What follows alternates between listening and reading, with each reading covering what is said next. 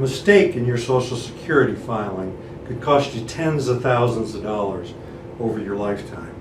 In today's Cardinal lesson, I'm going to point you in a direction that can help you get this right and maybe not make those mistakes.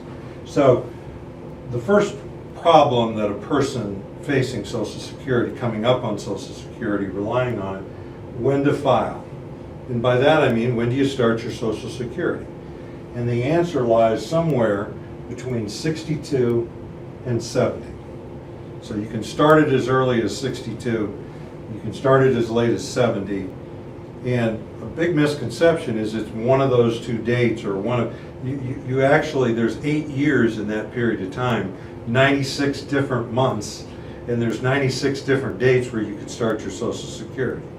And so we're going to move on to this full retirement age and define what that is. That used to be 65, all the way up till a few years ago when it was just 65 forever. And a lot of folks still think that full retirement age, when you'll get your full Social Security, is age 65.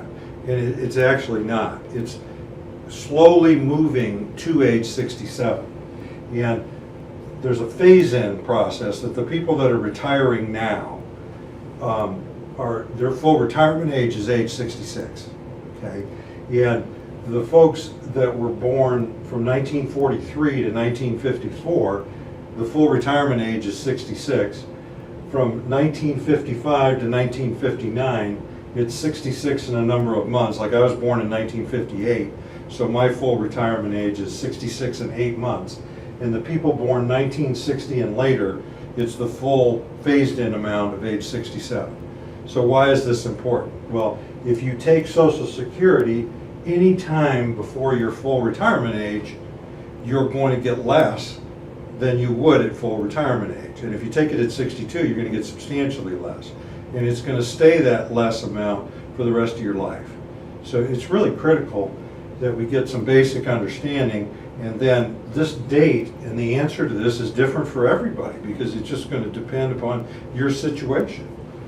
Now, we have a thing, and it's in my book. I put my own personal Social Security earnings statement in my book, and you can find my book on Amazon and at our website. I put my own earnings statement, and this is the thing you used to get in the mail. And you can find yours by registering, and you can get it real time at socialsecurity.gov, and it's going to give us the numbers, or give you the numbers if you want to try to do this on your own, to come up with what your full retirement age amount is, what you'd get by delaying to age 70, and it'll also show you what you'd get at age 62. So this is a good starting point to just see what the numbers are. And I have examples of this in my book. Now, what's really important about this thing is what's your lifetime payout amount? I mean, you know, and of course, we're not going to know that in advance because we don't know how long you're going to live.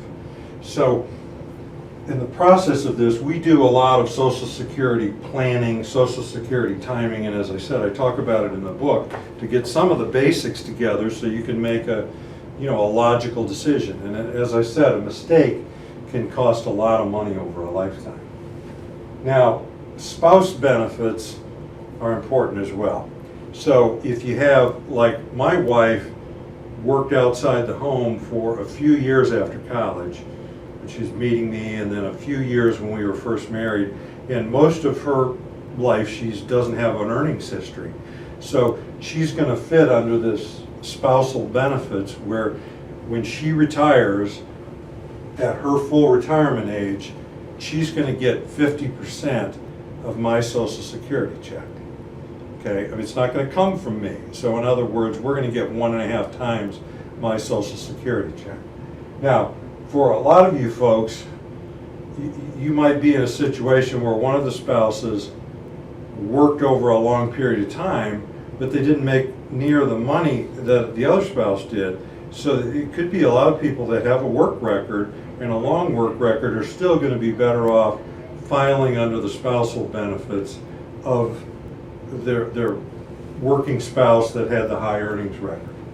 Now, you also, when one spouse dies, the surviving spouse, instead of getting their check, they're going to receive the primary earner's check. Or a simpler way to put this is when two people are getting Social Security checks, first spouse dies, it doesn't matter which one it is, smaller check goes away.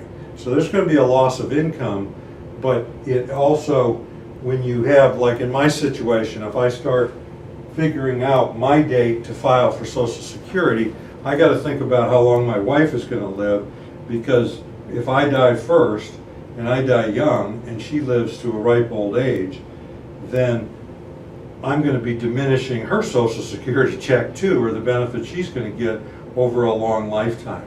So there's a lot of factors involved in this.